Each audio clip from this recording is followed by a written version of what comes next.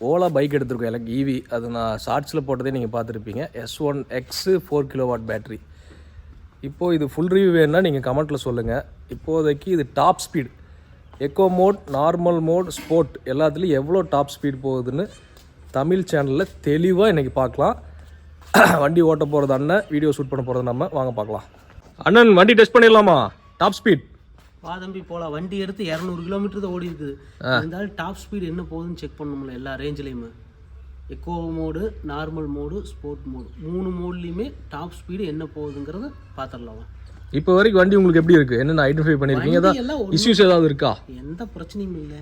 உட்காந்துட்டு போகிறதுக்கு பயங்கர சொகுசாக இருக்குது. இதுக்கு முன்னால் நான் ஜிக்ஸர் வச்சுருந்தேன். சின்ன சீட்டு, நல்ல அகலமான சீட்டு, உட்கார்றதுக்கு நல்ல கம்ஃபர்ட்டாக இருக்குது. கீர் மாற்ற வேண்டியது இல்லை, கைவலி இல்லை. சும்மா காரில் போகிற மாதிரி சொகுசாக இருக்குது. நான் இப்போ 200 கிலோமீட்டர் தான் ஓட்டி இருக்கிறேன். நீ மைலேஜ் ஓட்டத்தை என்ன பிரச்சனைங்கிறது தெரியும். அது வரக்கோற வீடியோஸில் நாங்கள் என்ன பிரச்சனை இருக்குதுன்னு நான் சொல்கிறேன். இது வரைக்கும் எனக்கு ஓட்டின வரைக்கும் ஃபுல் சாட்டிஸ்ஃபைடு போகலாம். சரி, ஓகே. இப்போ ஸ்பீட் செக் பண்ணிடலாமா? நார்மல் மோட், ஸ்போர்ட் எல்லாமே தெளிவாக பார்த்துடலாம். தெளிவாக. ஏன் கவரை பிரிக்கிறீங்க? ஸ்க்ராட்ச் ஆகாதா? அதெல்லாம் ஒன்றும் பிரச்சனை இல்லை தம்பி. கவரை பிரிக்காமல் எப்படி ஓட்டுறது சொல்லு.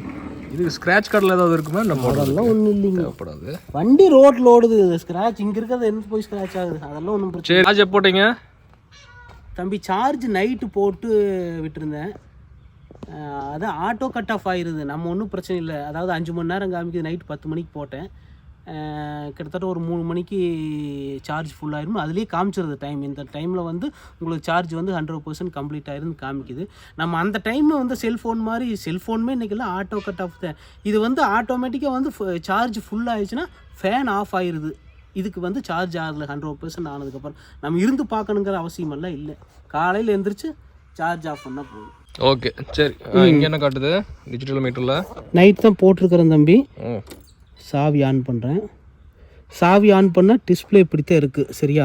ஸ்டாண்ட் எடுத்து விட்டேன். ஸ்டாண்டு போட்டிருந்தோம்னா ஸ்டாண்ட் இண்டிகேஷன் காமிக்குது. பார்க்கு மோட்னு இருக்குது.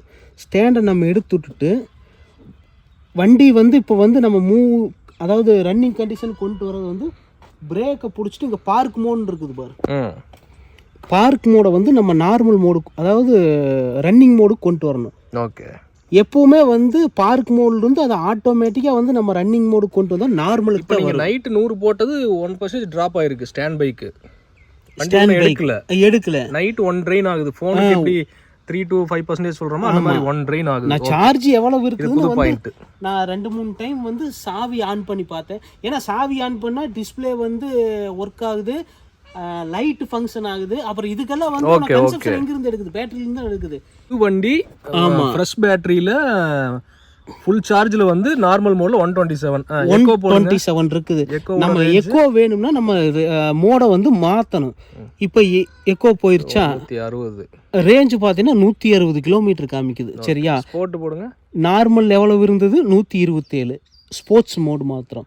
ஸ்போர்ட்ஸ் மோடில் பார்த்தீங்கன்னா உனக்கு 111 கிலோமீட்டர் ரேஞ்சு போகிறதா சொல்லுது.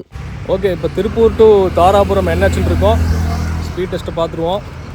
அதாவது நம்ம எத்தனையோ வீடியோ தேடி பார்த்தோம். அதில் நார்மலில் எவ்வளோ டாப் ஸ்பீடு போகுதுன்னு தமிழ் சேனல் வாங்குறதுக்கு முன்னாடி தேடி பார்த்துமே எதுவுமே கிடைக்கல. அதுதான் ஓலாவை பற்றி தேடிட்டு இருக்கவங்களுக்கு இன்றைக்கி நாங்கள் சொல்ல போகிறோம். வாங்க பார்க்கலாம். ஈக்கோ மோடுக்கு மாற்றியாச்சு. ஈக்கோ மோடில் டாப் ஸ்பீடு.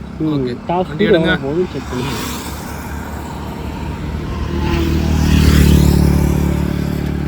எனக்கு தெரிஞ்சு எக்கோ மோடில் டாப் ஸ்பீடு ரொம்ப கம்மியாக தான் இருக்கும். சரி, கிளியராக பார்த்துருக்கோம்.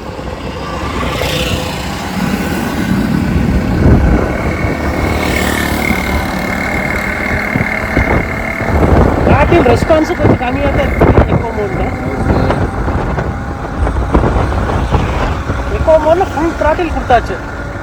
Full throttle. Okay, full throttle கொடுத்தாச்சு.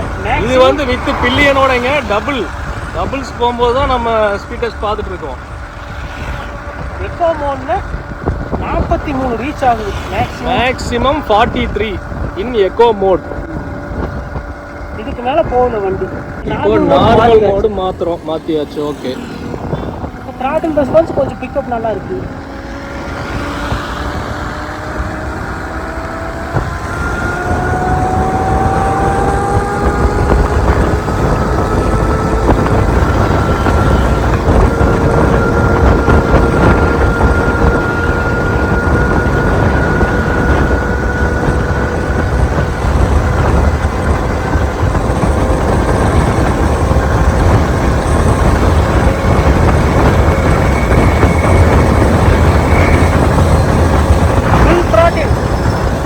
throttle okay.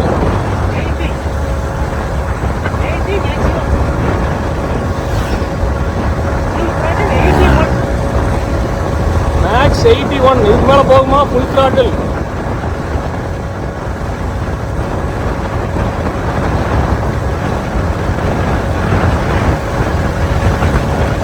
Max 81. என்ன பலேனோ நம்ம ஓவர்டேக் பண்றீங்களா?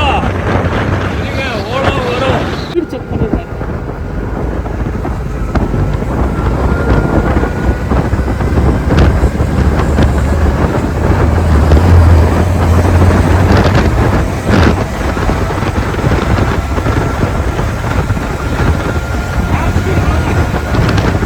Full throttle.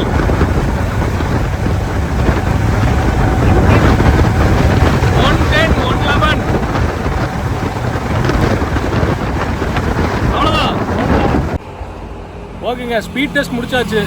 எப்பவுமே ஹெல்மெட் போட்டு ஓட்டுங்க. வண்டி ஸ்பீட் டெஸ்ட் பண்ணும்போது அண்ணன் தான் ஓட்டுனா, ஹெல்மெட் போட்டிருந்தான்.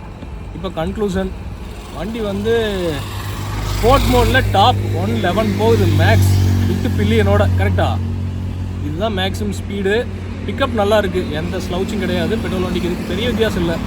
ஏன்னா உங்களுக்கு செகண்ட் ஜென்னை விட தேர்ட் ஜென்னில் வந்து ஹப் மோட்டர் கிடையாது, செயின் கொடுத்தாங்க. ஸோ பெட்டராகவே இருக்குது.